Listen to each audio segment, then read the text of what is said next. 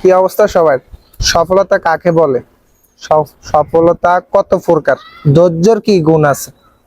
এই হাতুড়ে সিং একটা সময় মাহমুদুল্লাহর পিছে লাগে রয়েছে, আর এই হাতুড়ে সিং এখন কি মাহমুদুল্লাহর কি গলা ধরে কি ছবি তুললো এবং খেলা শেষ দৌড়ে আসলো। হাতুড়ে সিং একটা সময় আমরা দেখতাম সবসময় কি মাহমুদুল্লাহ সিনিয়র প্লেয়ার হিসাবে এমন কি কোনো সম্মান পায়নি, আর সিনিয়র প্লেয়ার সবসময় সাথে লাগে থাকতো, আমরা সব সময় দেখতাম।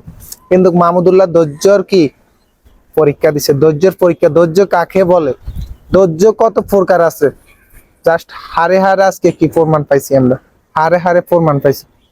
মাহমুদুল্লাহ বাইতে কিছু আমার থেকে শিখার কি অনেক বাকি আছে, কিছু শিখা উচিত, অন্যান্য খেলোয়াড়ের কিছু শিখা উচিত। ধৈর্য দিলে ধৈর্যের ফল আছে। একটা কি ওই পুরো আল্লাহ কি ভালো দেখে, উপরে আল্লাহ চাইলে কি সব পারে, উপরে আল্লাহ চাইলে সব পারে। ধৈর্যের পরীক্ষা কি মিষ্টি, ধৈর্যের পরীক্ষা মিষ্টি। এই মাহমুদুল্লাহ ভাইকে দেখলে কি জিনিসটা বোঝা যায়, ধৈর্যের পরীক্ষা অনেক মিষ্টি।